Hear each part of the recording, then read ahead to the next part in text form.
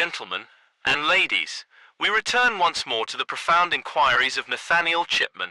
As we've established in our previous gatherings, Chipman is engaged in a project of vital importance to uncover the true principles of government.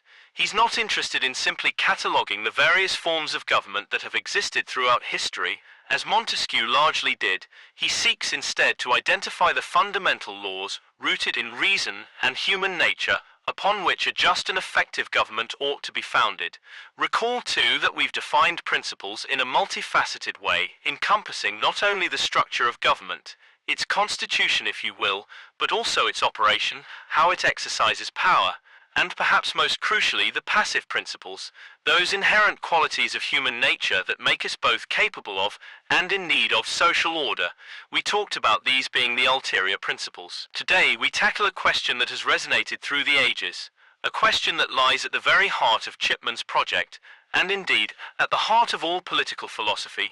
What is the natural state of man?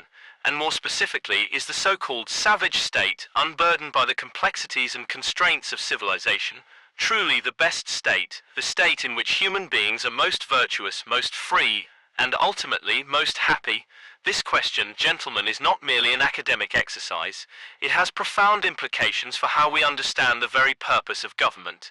If, as some have argued, man is naturally good, corrupted only by the artificial constructs of society, then the ideal political system might be one that minimizes government, that allows for the greatest possible individual liberty, that strives to return us to some imagined state of pristine innocence.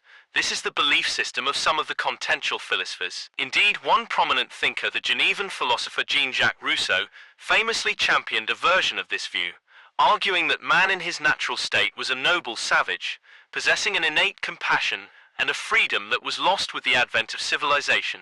Though Chipman does not name Rousseau directly, his arguments in this chapter are clearly a response to this influential line of thought. Chipman, however, takes a decidedly different approach.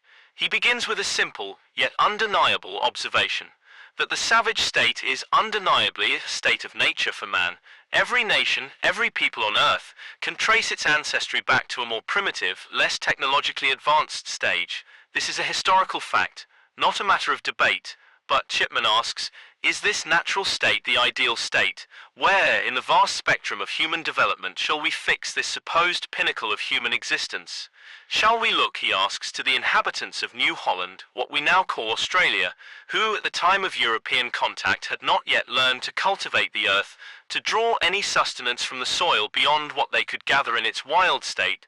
Imagine a life entirely dependent on hunting and gathering, with no concept of agriculture, no permanent settlements, no accumulation of wealth beyond the most basic tools and possessions. Or perhaps we should consider the inhabitants of Tierra del Fuego, at the southernmost tip of South America. These people, as contemporary accounts describe, relied almost entirely on shellfish, gleaned from the sand at the ebb of the tide. Their lives were a constant struggle for survival, their existence precarious, their horizons limited to the immediate necessities of finding food and shelter. These societies, Chipman notes, possess no concept of property rights, no notion of honesty or justice beyond the narrow confines of their immediate family groups or tribes. Is this, he asks, the natural state to which we should aspire? Is this the embodiment of human virtue and happiness? Is this the ideal we should look to today?